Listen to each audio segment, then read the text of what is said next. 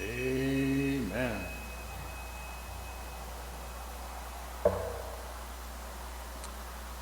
"'Tis the season to be patriotic in America. But it's interesting to reflect on the fact that there are lively, happy, healthy countries, strong countries, wealthy countries, where patriotism just isn't much of a thing. We don't have to look too far to find one. Our neighbors to the north, the Canadians, really kind of, patriotism is not a thing there, or wasn't a thing until about a year and a half ago. I have a bunch of Canadian friends, and they love their country. They're patriotic in their own way, but it's nothing like, their patriotism up there was nothing like it is down here, until a certain somebody announced that he wanted to annex their country. Funny thing, suddenly the Canadians became patriotic. They began to wave their flag, and they had they would make this gesture in public a lot at big events: elbows up, as in their premier sport of hockey. Yes. So suddenly, this country where patriotism was kind of meh, suddenly they're patriotic in response to what's been happening south of the border. But the point here is somehow this wonderful country to the north has managed to exist without this phenomenon being much of a thing for hundreds of years. The whole example of Canada gets us thinking, doesn't it? It's like, what if we had lost the Revolutionary War? Well, we'd be Canada, wouldn't we? And is that a really terrible thing? Would that have been a bad outcome? There are a lot of folks, historians, that kind of look back and say, well, we probably, because the British Empire abolished slavery long before America did, slavery would have ended sooner, and we would still have wound up with a parliamentary democracy here, and eventually would have had our own independence, but with still warm fuzzies for the land of Britain. It wouldn't have been a terrible thing. And yet, we have a lot to celebrate as we look at our 250th anniversary as a country, because there is much unique and wonderful about the way we have put this country together. So there's a lot to celebrate nonetheless. And reasons to be patriotic, even in a tough time like this one, when patriotism has been hijacked by a lot of folks that really don't stand for what this country, what its founders meant it to be. Jesus told the story of the Good Samaritan in order to illustrate what he understood to be the meaning of the commandment to love your neighbor. The Samaritan man walking along on a road finds another man, a Jew, lying by the side of the road, robbed and injured. The Samaritan and the Jew are perfect strangers. Jews are not supposed to mix and mingle with Samaritans. But the Samaritan picks up the Jewish man, carries him to an inn, makes sure that he's kept whole, pays the innkeeper to take care of him until the man is well enough to walk on his own. Then the Samaritan continues on his way. The Samaritan owed the Jew nothing and expected nothing from him in return. The Good Samaritan got it that, as the song goes that we sang this morning, other lands have sunlight and clover, and skies everywhere are as blue as mine, Samaria and Judea alike. I remember being in Mexico years ago, almost 41 years ago, and I was in Morelia, Michoacan, downtown, and I was trying to make a phone call, and I just couldn't figure out how the pay phones worked down there. So I'm fumbling and picking out coins and trying to figure out how this thing works. This young man walks up, reaches in his pocket, pulls out a 2-peso coin, pops it in, takes my number, puts it in, and gives me the phone, and walks away. This has been 41 years. I've never forgotten that moment. I've never forgotten that. He didn't owe me anything. He didn't even talk to me or anything. He just did a good deed and walked away. And that has stuck with me. That has stayed with me all these years. That simple act has stayed with me all these years. Making sure that perfect strangers, even perfect strangers, are taken care of in times of need. This is pure unconditional love. We think love is all sentimental and fuzzy, mushy-gushy, romantic. But this kind of love is even better than that. Yes? It's love for love's sake. It's love put into action. Now, there are plenty of folks who, in the Christian world, who read this story of the Good Samaritan, and they believe that it's only an admonition to engage in personal, individual charity. But I think they fail to ask some questions such as, well, why were there no police to stop the robbery or deal with it afterwards? Where was the social safety net to prevent people from being so desperate that they would turn to crime? Where were the paramedics? Where was the hospital? Today, in Israel, a land that political conservatives are happy to shower tons of money and support upon, the Israelis have a government-guaranteed health care system. Everybody is covered. And they have lots of police. So all the Good Samaritan would have had to do was make a quick smartphone call, and the incident would have been handled swiftly and efficiently. The injured man would not have had to worry about going bankrupt if he could not pay his medical bills, unlike millions of people in our country. Today, the Good Samaritan would have 2 tasks, very important tasks, very important forms of unconditional love. First, to comfort the suffering man while making the phone call. Second, to use his powers as a citizen to make sure that the safety net of his society stays strong, so that people like this injured man would be made whole. We want to see unconditional love prevail in the world. We can't assume that only our individual acts of kindness will be enough to achieve it. So we must engage in individual acts of compassion, of course. And we must engage in social acts of compassion as citizens and voters. We must love perfect strangers through the establishment of systems that will make sure that we prevent as many disasters as we can, and that people in need are cared for when they do happen. It's an essential extrapolation of the story of the Good Samaritan. And for me, it's the basis for a healthy patriotism of love. I love my country as it is. I'm a flag-waving patriot. And I love it even more for what it could become. I love that we gave up being a nation based on blood and soil when our founders declared independence from the blood and soil of Britain. I love that our founders chose instead to establish our nation on ideals, noble ideals of freedom, liberty, and democracy. And I love that we can live up to those ideals more fully into our future, extending them far beyond what our founders imagined in 1776. Because that's what love calls us to do.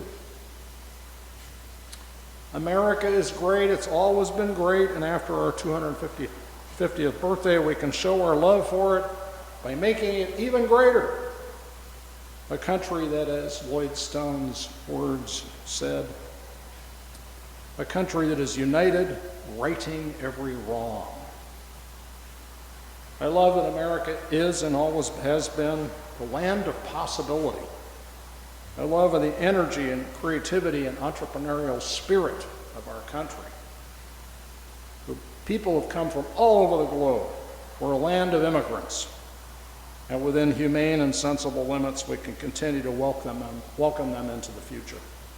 We can reform our immigration system without cruelty, without mass deportations, and we can give amnesty to the folks who've been here undocumented for decades, while at the same time having secure borders. Yesterday at the Ojai 4th of July parade, Roberta and I sat next to our dear friends, family, mom, dad, and 2 kids. Dad is undocumented. He's been here for 20 years. His wife and kids are U.S. citizens. And he is afraid, he's a contractor, and he is afraid to go to Home Depot. Afraid to go to Home Depot. And there's just no excuse for this situation. There's no moral accounting for it. It's completely unacceptable. We can do better than this. And my dream is that at our 253rd anniversary of the founding of this country, our friend will not be living in fear. I love this country's breathtaking natural landscapes. You know, after driving through the Southwest that trip still is in here, you know, in me. It's just so gorgeous, this country. It's unspeakable. And we only went a quarter of the way across and back. It's just stunning. How can you not feel patriotic after a road trip in this country? An aside here, years ago, when I was working with homeless people, we had a volunteer, an older gentleman, volunteer with our program, and he was full of great stories. He'd been, in World War II, he was stationed stateside, and he spent time as a guard at one of the prison camps for captured German soldiers. I didn't even know this, did you? That we shipped German prisoners here and put them in camps. I had no idea. It's a great story. He says, yeah, he said it was an easy job, because when these German soldiers got off the train in Arizona, all they could do was shake their heads. And they just said, the Fuhrer is out of his mind to go to war with a country so enormous that it takes 6 days on a train to get part way across. So just the train ride subdued them completely. They were as putty in the hands of the guards. They had no trouble with these soldiers at all. So what a country, what a land we live in, right? Our abundance of natural resources has brought us so much wealth over these 250 years. And so it is on us to preserve that wealth of natural beauty and natural resources. We can maintain the beauty of this country, and we can steward our resources carefully and effectively. And we can shift to renewable energy sources to mitigate our impact on the climate. And we can achieve energy independence in the process. Solar and wind, we should be waving the flag for that. That's energy independence, American independence. Love calls us to do this. We celebrate 250 years, and we know that we can make this a more perfect union from our birthday yesterday onward. by improving our system of government. We can do this. We can eliminate the electoral college. We can do this so we have a popular vote for the presidency. We can ban big money from politics. We can restore the balance of power back to Congress so the president can't be tempted to act like a dictator. We can ban gerrymandering. We can have smaller congressional districts and more people in Congress so that there's less money that's needed to run campaigns. You can have more grassroots campaigns that way. You can have a Congress that's more responsive to the people and more reflective of our population's diversity. We can have ranked choice voting resulting in more moderate politicians. We can make all sorts of changes to make our democracy more perfect. Love calls us to do these things. We can have universal health care. We can have what the Israelis have. Hello? And if we do it, we'll be a richer and happier and healthier country for it. Love calls us to do this. We can have excellent public schools. We can have fast and efficient mass transit. We can have abundant and affordable housing. We can embrace a future in which the most vulnerable among us can have robust protections without creating unhealthy dependence. We can restore the right to abortion and have fewer of them because we can have universal women's reproductive health care. And we can make childbearing and child-rearing more affordable. We can retrain workers displaced by economic changes. We can have safe streets patrolled by well-trained and humane police officers. We can make having assault rifles and other weapons of mass destruction, we can make them uncool. That's step one. We can have a culture change that makes the ownership of those kinds of weapons uncool. We can restore our public health system. We can once again fund advances in medicine and basic science. We can restore our world-class universities to academic freedom so that they can flourish as engines of our innovation and of our economic growth. Love calls us to take action on all these fronts. We can be generous with other countries in their times of need.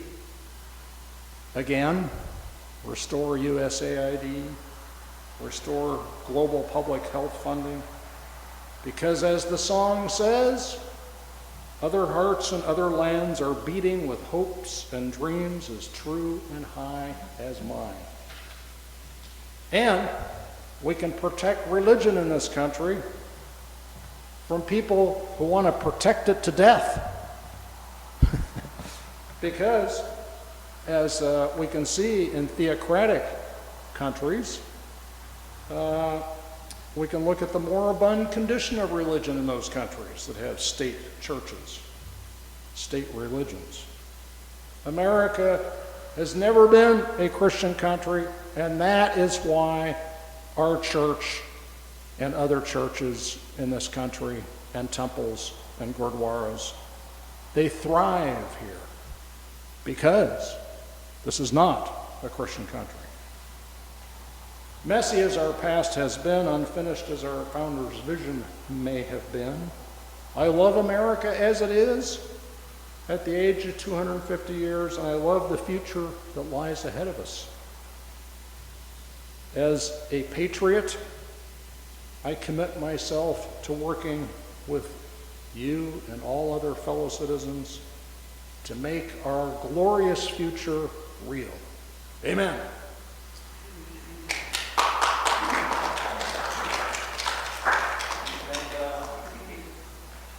Ponder this week.